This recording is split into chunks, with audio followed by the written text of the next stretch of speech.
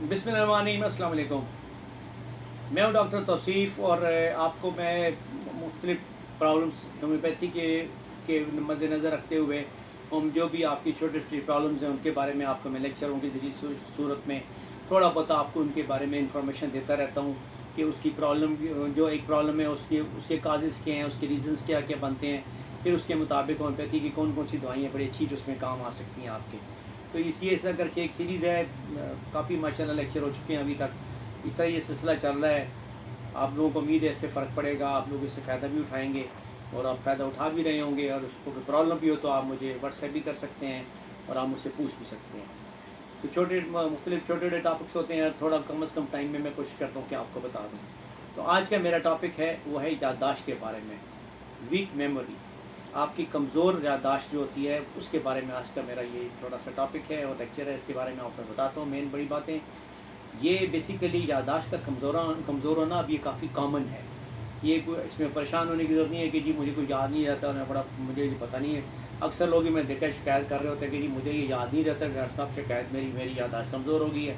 अक्सर ये शिकायत सुनने में आती है लोगों की। तो ये उनको याद नहीं रहता या याददाश्त ज़्यादा कमज़ोर है तो मरीज़ को कुछ भी याद नहीं रहता कि मतलब वो यहाँ बैठा है, ये अपने उसने रखा, फ़र्ज़ करें उसने अपना मोबाइल यहाँ रखा, उठ के चला जाएगा, उसको पता नहीं कि मैंने अपना मोबाइल उठाना है कि नहीं उठाना है। इस हद तक कमज़ोर हो जाती है याददाश्त बाज़ औक़ात, मतलब इतनी ज़्यादा है। फिर होता है कि हम कहते हैं जी अर्ली मेमोरी भी होती है। बाज़ औक़ात होता है कि आप फ़ौरी जो आपने बात की होती है, ये करनी होती है, आप उसको भूल जाते हैं।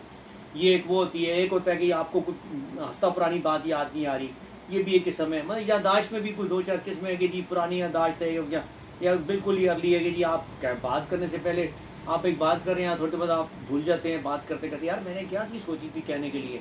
तो ये भी एक है। मतलब ये याददाश्त से रिलेटेड चीज़ें हैं सारी। ये बुज़ुर्गों में और ज़्यादातर बुज़ुर्गों में और बड़ी उम्र के फ़र्दों में ज़्यादातर ये प्रॉब्लम सामने आती है याददाश्त वाली। इसकी बेसिकली एक असाबी उसमें शामिल है, असाबी अमराज़ में शामिल है, आप ये समझ लें इसको। मतलब ये नहीं, इसको मैं खैर इसको कंसिडर नहीं करता कि ये आप असाबी मरीज़ है कि आप ये भूलने लगे, नहीं।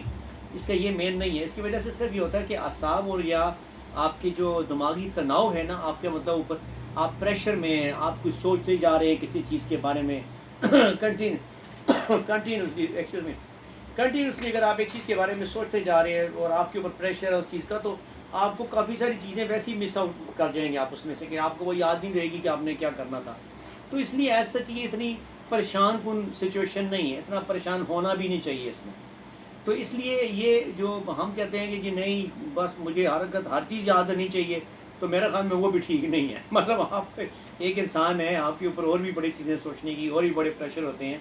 तो अगर कुछ चीज़ छोटी मोटी भूल भी जाते हैं तो उसको ज़्यादा सर पे सवार ना करें, क्योंकि सर पे सवार ज़्यादा करेंगे तो आपको फिर आहिस्ता आहिस्ता एक आदत बनती जाएगी आपके अंदर। आप हर बात पे कहेंगे यार कि पता नहीं मैंने क्या सोचा था, मैंने पता नहीं क्या कहना था। तो इसलिए अगर आप इस आदत को नहीं रखेंगे और इस आदत को पक्का नहीं होने देंगे तो ऑटोमेटिकली आप तकरीबन आहिस्ता आहिस्ता फिर नॉर्मल हालत में हो जाते हैं। तो इसलिए अपने दिमाग और उस पे इसको सवार ना करें। याददाश्त के बारे में एक और बड़ी अच्छी बात है कि अगर आपको किसी चीज़ में इंटरेस्ट नहीं है, मतलब आप उसको मतलब तो आप उसे याद क्यों रखेंगे। मैं छोटी सी मिसाल देता हूँ, आपको इंटरेस्ट ही नहीं एक चीज़ में। मतलब मैं मिसाल देता हूँ, मैं इस पेन में देख लेता हूँ, ये पेन पड़ा हुआ है, मुझे इसमें कोई इंटरेस्ट नहीं है, फ़र्ज़ करें तो इंटरेस्ट नहीं है, तो मुझे इसको याद रखने की क्या ज़रूरत है। यार मैंने फ़लाँ जगह फ़लाँ पेन देखा था, बहुत अच्छा पेन था वो। तो वो जो मेरे लिए इंटरेस्टेड ही नहीं है तो मैं क्यों उसे याद करूँगा। हाँ, मेरे लिए ये इंटरेस्टेड था कि ये इंटरेस्टेड है मेरे लिए पेन, यार मैंने पार्कर का पेन देखा है, ओहो बड़ी बात है, ये मैं याद रखूँगा क्यों, मेरा इंटरेस्ट था इस चीज़ में। तो ये भी एक फैक्टर है, शामिल है इसके अंदर कि आप अपनी पसंद की चीज़ें याद रखते हैं और जो आपको नापसंद होती हैं या जो आपके लिए इम्पॉर्टेंट नहीं होती आप उनको याद नहीं रखते हैं। तो ये एक वो उसमें शामिल है थोड़ा। इसलिए इसको सर पे सवार ना करें अपने, और अपने आप को रिलैक्स करें तो ऐसा ऐसा सारी चीज़ें सेट हो जाती हैं। अनीमिया के जो पेशेंट होते हैं जिनमें खून की कमी होती है तो बाज़ वक़्त वो भी इसका शिकार हो जाते हैं, उनकी भी मेमोरीज और इसी वीक हो जाती है। तो इसके लिए होम्योपैथी में जो कुछ मैं बता देता हूँ आपको। जो सबसे पहले मदर टिंचर में सबसे ज़्यादा इस्तेमाल होता है वो आपकी मेमोरी के लिए वो है एल्फा। मदर टिंचर क्यू में इस्तेमाल करें, उसको आप दिन में 5 करते हैं, दिन में 3-4 मरतबा इस्तेमाल करें, बहुत फ़ायदेमंद है और आपको बड़ी जल्दी आपकी याददाश्त बेहतर करता है। लेकिन जो दूसरा इससे भी अच्छा मदर टिंचर, ये 2 मदर टिंचर इस्तेमाल होते हैं असल में मेमोरी के लिए। दूसरा मदर टिंचर है एविनस्टैवा। एविना स्टेवा इज़ बहुत अच्छा है, वो एक बेसिकली टॉनिक भी है, बहुत अच्छा ब्रेन के लिए, आपके जिस्म के लिए भी टॉनिक है, लेकिन ब्रेन के लिए बड़ा अच्छा काम करता है ये। तो ये आप ये जिस तरह मैंने वो बताया था आपको, चंद एक और भी टॉनिक बताए थे, उनकी तरह ये एविना स्टेवा और काली ये एल्फाल्फा आप इस्तेमाल करें मदर टिंक्चर में, ये बहुत फ़ायदेमंद है। इसके बाद आती है जो मेन मेडिसिन हैं होम्योपैथी की हमारे जो इस्तेमाल होती हैं यादाश्त के लिए सबसे अच्छी, उसमें एक एनाकार्डियम है 30 पोटेंसी में, नक्स मॉस्काटा है 30 पोटेंसी में, और लाइकोपोडियम है, कैलेडियम है। ये दवाइयाँ हैं जो 30 पोटेंसी में या 200 पोटेंसी में भी, मतलब मैं ये 200 पोटेंसी इसको कहता हूँ, लेकिन नॉर्मली मैं 30 पोटेंसी बताता हूँ, लेकिन कुछ दवाइयाँ इसमें 200 में इस्तेमाल होती हैं, लाइक कैलेडियम होगी या ये अपना एनाकार्डियम होगी, 200 में इस्तेमाल करें, बड़ा फ़ायदा देती है, यादाश्त बहुत बेहतर कर देती है। जो कम्बिनेशन इसके बारे में बड़ा अच्छा है यादाश्त के बारे में, उसमें आप 3 चीज़ें मिला सकते हैं, एनाकार्डियम मिला दें और कैलेडियम और कालीफॉस साथ में मिला दें उसके।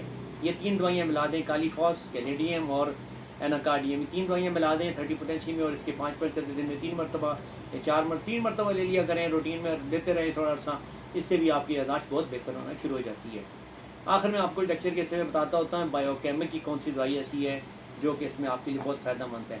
तो उसमें सबसे ज़्यादा टॉप की दवाई दो दवाइयाँ होती हैं इसमें, लेकिन सबसे टॉप की दवाई है कालीफॉस।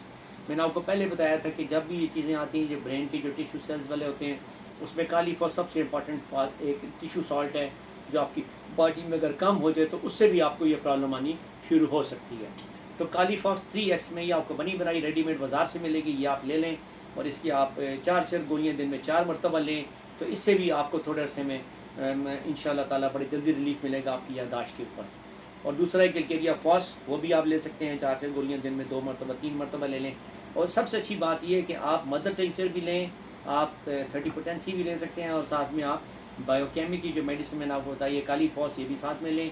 आप ये तीनों दवाइयाँ इकट्ठी भी ले सकते हैं अगर आपको यादाश्त का ज़्यादा प्रॉब्लम है।